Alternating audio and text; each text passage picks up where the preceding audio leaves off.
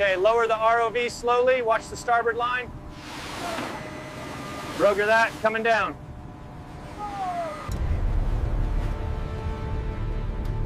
Their mission consumed 18 months of planning. Historical records converged on one set of coordinates. The target, the merchant vessel Esperanza del Mar, lost in 1742. The submersible could withstand pressures that could compact steel into origami. Every seal was a lifeline. 3 souls would descend into an environment that had killed more explorers than Everest.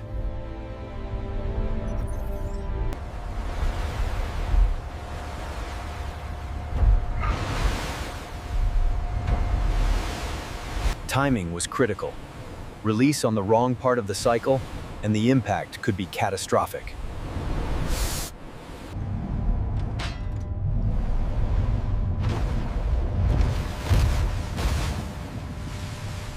On the mothership, they watched telemetry as the submersible began its long fall through the water column.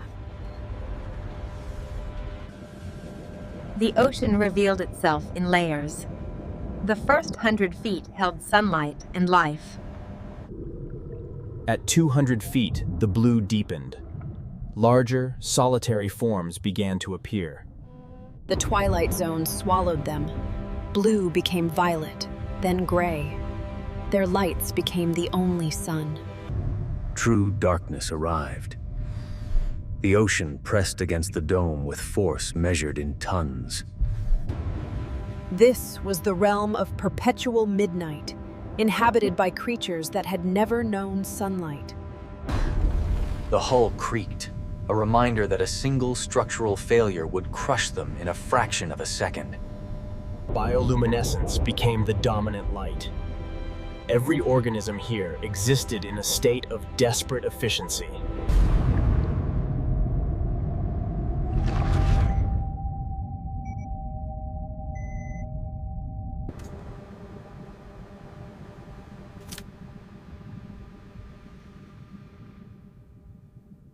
"4,000 feet, then 5. The seafloor appeared, a flat expanse of sediment under a mile of water. The bottom was featureless as a snowfield. The search pattern began. For hours, they moved in methodical grids. Sonar pinged, building maps, searching for any anomaly. Finding a wreck here was like archaeology in reverse, reading the absence, the negative space. 6 hours in, the magnetometer spiked. Anomalies. Non-geological shapes.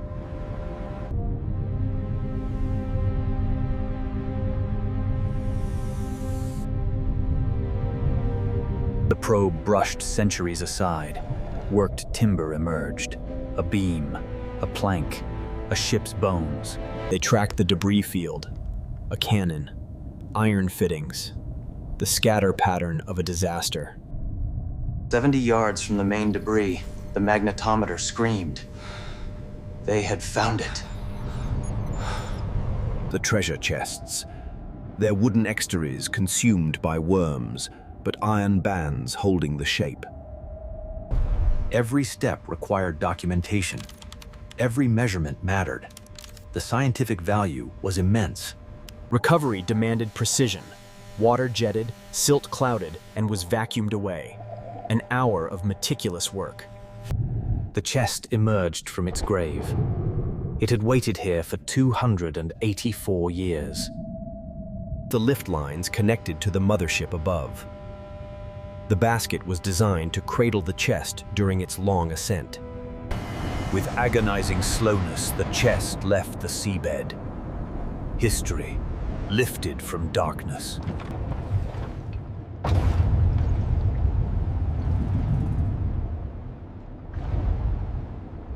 The carbon dating suggests late 16th century, likely Spanish Armada. We need to stabilize the lower quadrant immediately.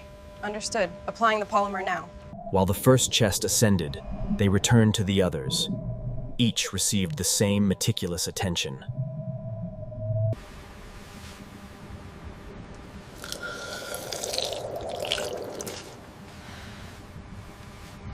The second chest followed the first.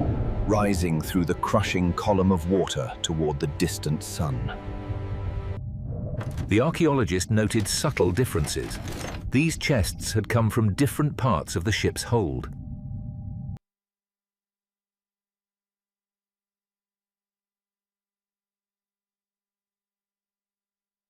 The final chest was the largest and the most stubbornly buried in the abyssal sediment.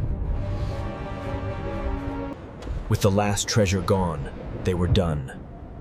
The Esperanza's grave was once again still.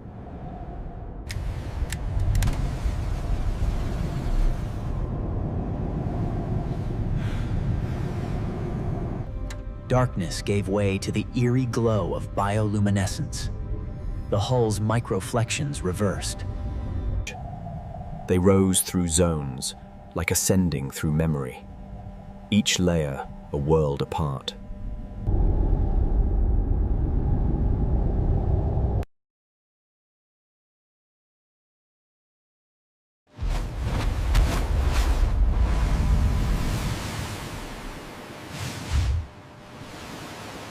The recovery crew moved with swift efficiency, securing the craft that had returned from the deep.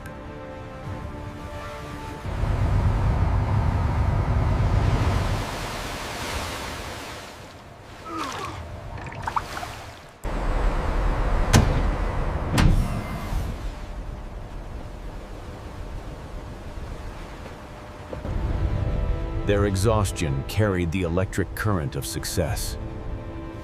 They had done it. On the deck, secured under tarps, 4 corroded chests rested. The ocean's secret surrendered.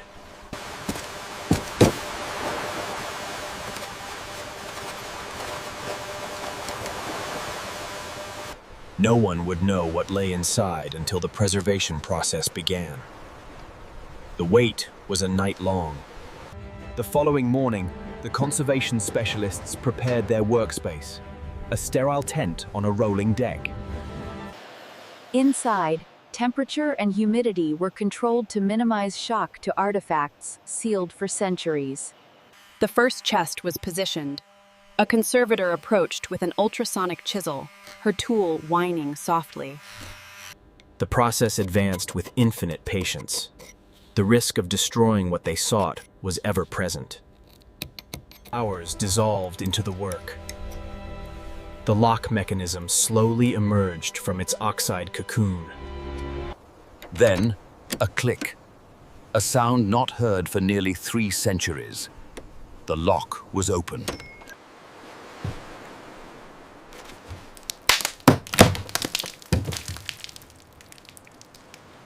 Gold. Even under tarnish and sediment, the metal maintained its fundamental, undeniable character. A single coin was lifted. Beneath the grime, the profile of a long-dead king stared out.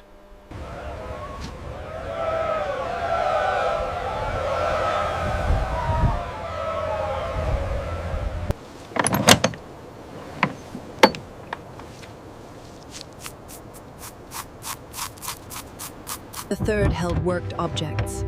Chalices, plates, looted art, reduced to cargo on a doomed voyage. But the 4th chest held the archaeologist's deepest hope. Artifacts that transcended precious metal. Beneath protective waxed canvas, individually wrapped bundles were revealed. Each one a mystery. The first bundle revealed a jade mask.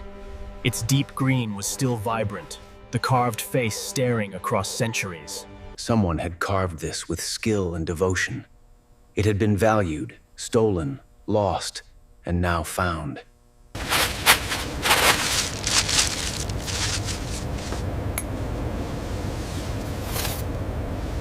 The cleaning continued for a week. Thousands of coins, several tons of silver, priceless artifacts, each documented. On the 8th evening, they gathered around the cleaned and documented treasures, arrayed under the open sky. The crew stood in a rough semicircle. The captain, the engineers, the deck crew, the pilots, all witnesses. Before them lay not just monetary value, but the improbable success of having reached the unreachable.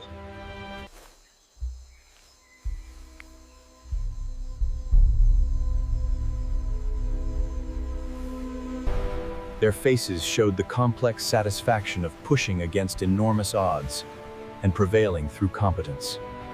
The sun touched the horizon. The mask glowed, as if holding the day's last light within its stone.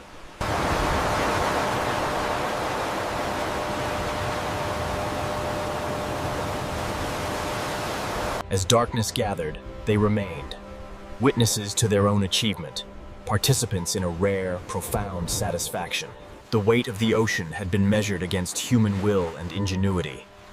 For this moment, the balance tipped toward light.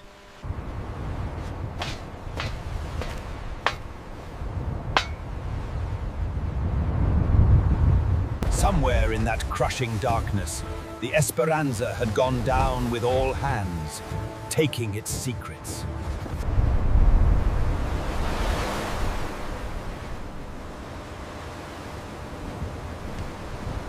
Later, in the mess, the exhaustion was real, but it was fused with a quiet, buzzing contentment. For the archaeologist, the theoretical had become tangible. History was no longer words on a page. She had brought it down and back again. Each descent had a weight. The documentation was endless. Every scratch, every measurement, every gram was recorded for posterity. Do you think we'll find anything else tomorrow? Hard to say. But look at the sky tonight. It's beautiful. In the immense solitude of the ocean, their success felt both monumental and humblingly small. Dawn of a new day. The work of securing and transporting the find was about to begin. With a new reverence, each piece was nested into protective cases. Their vulnerability was now the crew's responsibility.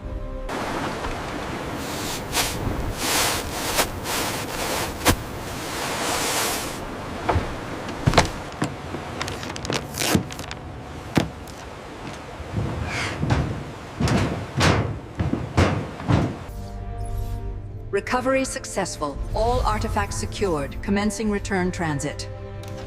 The message was sent. The Abyssal Venture's work here was done. It turned its bow, for the first time in weeks, toward home.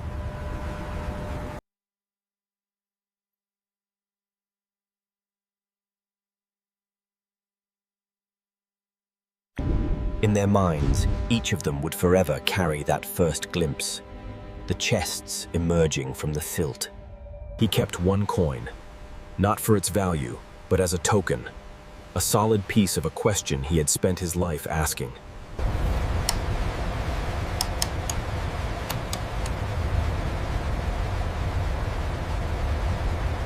The return voyage was a decompression, a week to process what they had accomplished in the deep. Preliminary analysis began. The iconography on the mask suggested origins in a specific, once great city. Land ahoy! Look at that, it's beautiful! We finally made it! They arrived at a secure port. Their journey was over, but the artifact's new journey was just beginning. Under maximum security, the container holding centuries of history was transferred to land.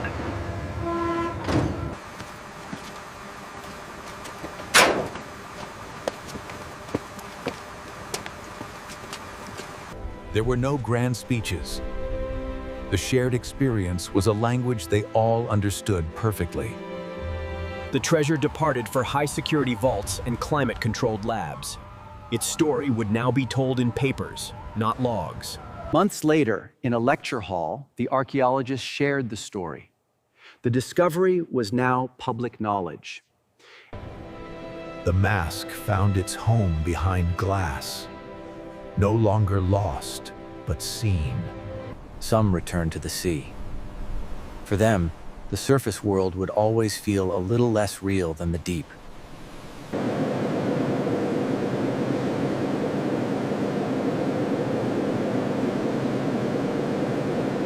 In the quiet hours, the real work continued. Each artifact held layers of stories, waiting to be read.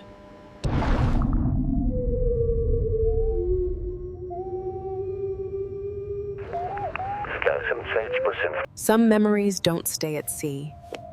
They surface in the quiet of night, vivid as the moment they were made. Scientific analysis revealed more than history. The silver's impurities traced it to a specific, long-depleted mine. Life returned to a kind of normal. But the artifacts on his desk were permanent reminders of the abyss. The submersible was prepped for its next mission. It was a tool, but one that now carried the patina of legend. The public would see a polished documentary, but the raw footage still held the crew's held breath. The recovery raised complex questions. To whom did these artifacts truly belong? The past was never simple. For the next generation, it was a treasure story, a tangible link to pirates, storms, and deep-sea adventure. The abyssal venture itself needed care. The sea is unforgiving, even to those who conquer its depths. The world took note. For a news cycle, the deep sea felt a little less distant, a little more conquerable. The academic in him was satisfied. The explorer in him was already looking toward the next unknown. The success bred ambition. New targets were plotted. The deep was no longer a final resting place, but a frontier. Not all the artifacts would remain on display. Some journeys home were yet to be completed. A bond forged in pressure and darkness was different. It required no words to maintain. Knowledge was passed on.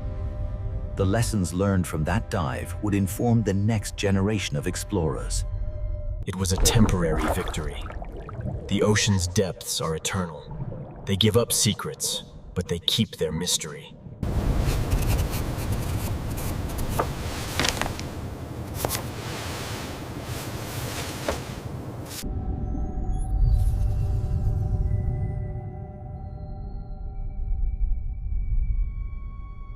The data was the true treasure. It was distributed to institutions worldwide, a shared victory for science. The story entered classrooms.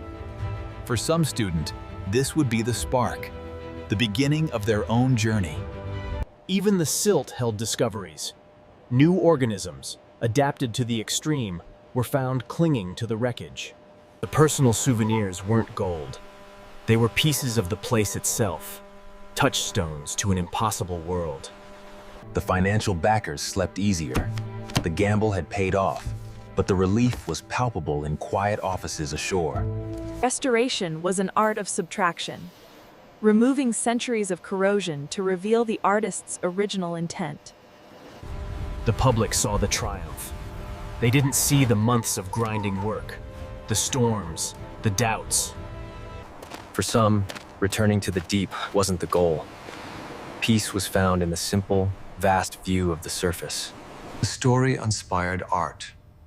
The human need to interpret, to find beauty in the technical and the historic.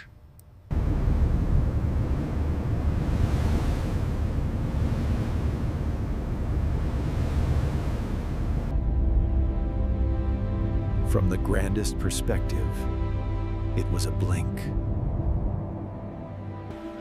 For those who were there, the memory became a part of them. A quiet pride carried for a lifetime. In the end, the deep kept its final secret. We brought back the objects, but the silence there remains unbroken. The origin points of the treasure were now resorts or sleepy towns. The violence of conquest buried under sand. The story would be told and retold, each version shaped by the teller, losing some truth, gaining some myth. The ripples of the 1742 loss touched generations. The recovery brought a strange, distant closure to some. Some of the coins entered the commercial market. Their historical value now also carried a hefty price per ounce. The world above could sometimes feel like just another layer, with its own currents and pressures. Technology allowed others to visit. a virtual pilgrimage to a site few would ever see in person. Its path was temporary. The sea would smooth the wake, just as it smoothed the wreck's scars on the bottom. The race to the deep continued, not for treasure, but for knowledge, for resources, for the simple fact it was there. For her, the sea was not a single thing. It was the fierce deep, and it was... They stood on the shoulders of failures. The ocean remained largely unmapped, unknown. One success was just a single point in a...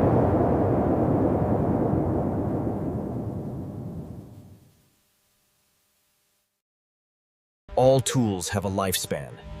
Even cathedrals of steel eventually return to the forge, or to the rust.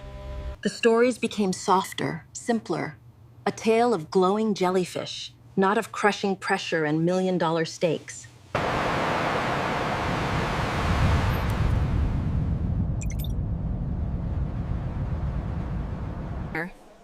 The discovery seeped into culture. It became a metaphor, a brand, a fleeting trend. They left their own marker. Not in the deep, but where the sea meets the land they return to. The technology born for treasure hunting found new purpose in pure science, in the hunt for knowledge itself. For the next generation, it was never about the pressure or the cost. It was simply magic, made real. The skills, the respect for the sea, were passed on. The deep dive tempered them for all other challenges. Time continued its work, even on the recovered pieces. Entropy could be slowed, but never truly stopped. The memories became a palette of colors. The amber of deck lights, the black of the abyss, the blue of ascent. The expedition proved something to industry, that precise work in the extreme deep was possible, for better or worse. In the quiet hours, the artifacts were just objects again, waiting for the day's people to return and give them meaning.